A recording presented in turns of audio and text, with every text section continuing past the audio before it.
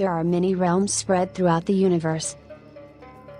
One realm in particular defies the usual laws of physics, and where logic isn't always so logical. This is known as the Chaos Realm, where the indigenous people of the realm worship the chaotic nature that they are accustomed to. This is the tale of a cleric of chaos. The tale of Havik.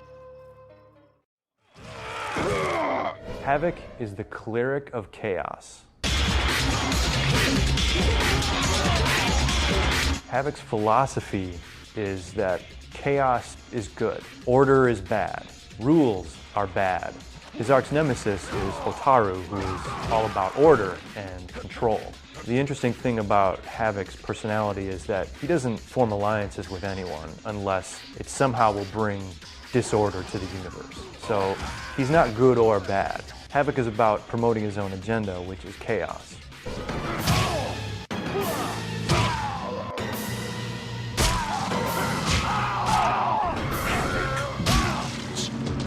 Brutal fatality. Havik, the cleric of chaos, was known for living up to his name, as he always was a thorn in the side of the Seidan guards from the realm of Seido, also known as the realm of order.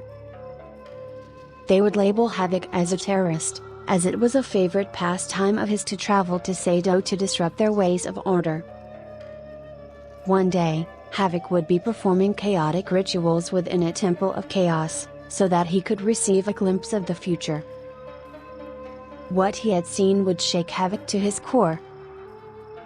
He sees the return of the Dragon King, and how he plans to merge what are known as the Kamidogu, which will lead to the end of all reality in all realms. This makes Havik burst out in laughter at first, but then he realizes that this means that chaos would cease to exist. The cleric of chaos cannot allow such to happen. So he sets out to find a way to stop the Dragon King, and travels to the outworld. This is not good. But I'm fine. I can deal with this. So, this is outworld, huh? Well, I can see why they want to change the scenery. Now in outworld, Havik learns that Shao Kahn is no longer in power, and the reign of the deadly alliance of Quan and Shang had begun. Havik would observe from the shadows, looking for any signs that could help prevent the return of the Dragon King. During his observations, he would learn of a town that had been succumbed to the orderly rule of the Seidan guardship, and the people were being forced into foreign laws. This occupation of an outworld village called Leichen was led by a rival of Havik's, top guardsman of the Seido Guard, Hotaru. Unable to resist meddling in the affairs of his rival, Havik helps to liberate the village from Seido's rule.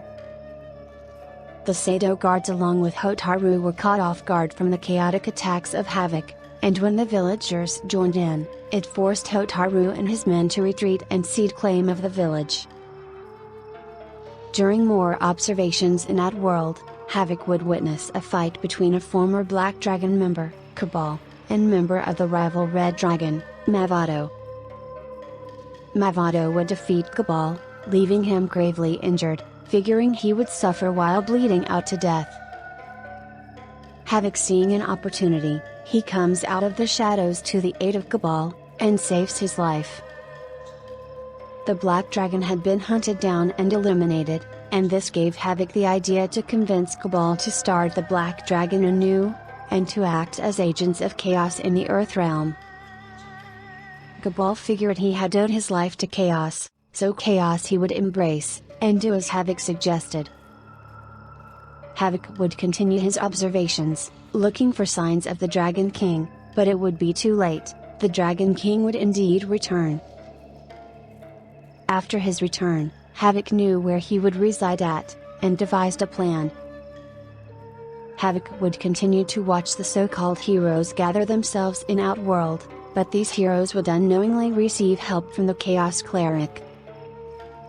Havik would leave a trail of carnage for the heroes to follow, that would lead them to the temple of the Dragon King. the Dragon King would be defeated, and the body he possessed would return to form. This was disappointing to Havoc, as he had plans of consuming the heart of the Dragon King, as it was legend that it held the power to resurrect the dead. However, upon his defeat, the form of a saurian would be left, it being what people referred to as reptile.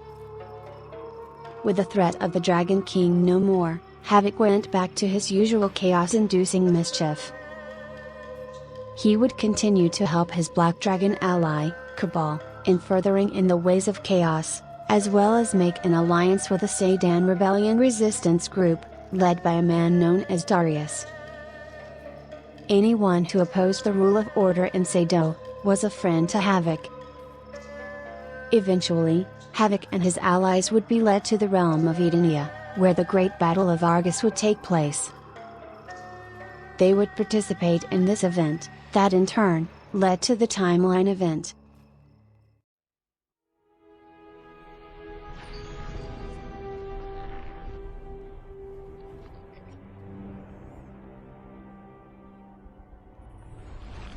Your plan worked to perfection, Lord Shinnok. Shao Kahn was blinded by rage.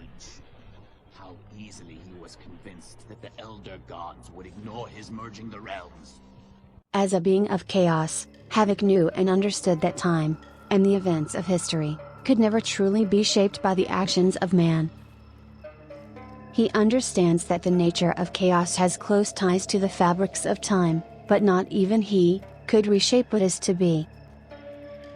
In this altered timeline, Shinnok would attempt an invasion on Earth, after the defeat of Shao Kahn. However, with the help of the Thunder God Raiden, Shinnok would be trapped within his own amulet, a special amulet with godlike powers. Raiden would take the imprisoned Shinnok to the Elder Gods, and with their help, they hid the amulet in a place beyond reality. Loyal servant of Shinnok, Quan would approach Havoc, and present him with a deal. Quan would bestow the power and teachings of blood magic to Havoc, if he would agree to retrieve the amulet of Shinnok for him. The amulet and where it was being held, was connected to the Kamidogu, which had been reshaped into knives to hide their identity. And the key to using the Kamidogu is the use of blood magic, to unlock the passage to the amulet. Havoc agrees to retrieve the amulet for Quan, but never actually intends to return it to him, but rather keep the amulet for himself and his chaotic needs. Havoc would manipulate many warriors from both Earth and the outworld to acquire all the Kamidogu. First, convincing former general of Shao Kahn, Reiko, of a false prophecy of him becoming a blood god. Havoc also would gain control over multiple notable warriors through using blood magic, and the blood code that was connected to the Kamidogu. If someone were to be struck by one of the Kamidogu knives, they would be able to be controlled through blood magic, by whomever possessed the Kamidogu. Via this, as Havoc gained Kamidogu, he gained power over the likes of Raiden, Subzero, Sonya Blade, Kodokan, and many more. Once all Kamidogu were in Havoc's possession, he was able to fool Reiko into becoming a so-called god, but actually used him as a sacrifice and conduit to open the door to the amulet. Havoc smashes into Reiko's skull, and pulls out Shinnok's amulet from beyond reality. Now, Havoc has all the power needed to rule all the realms in chaos. Truly, a dream come true. However, he would be caught by surprise by the Shariaru known as Takeda Takahashi. He was a student of Hanzo Hasashi, also known as Scorpion. Havoc had wanted to enslave Scorpion, but ended up killing Hanzo instead. Now, Takeda had returned to avenge his Grandmaster's death. A strong effort from Takeda, but the power of the amulet was too much for him to overcome. As Havoc toys with Takeda and prepares to finish him off for refusing to join the side of chaos, somehow, Scorpion, who had been killed, had returned. He gives Havik no chance to react as he disarms him, and decapitates Havik. Scorpion takes his head to the nether realm. All the while, Havik continues to mock Scorpion. As you see, the Cleric of Chaos isn't exactly mortal. Scorpion throws the head to Oni servants, Draman and Moloch, and in turn, they give Havik to Quan. Knowing of his betrayal of their deal, Quan smashes the head of Havik into pieces.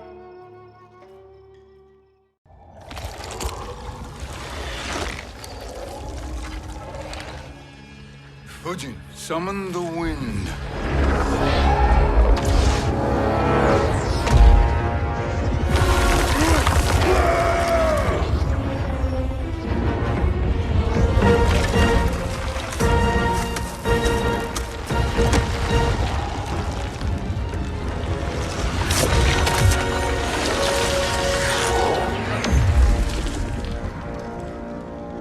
Where did you send him?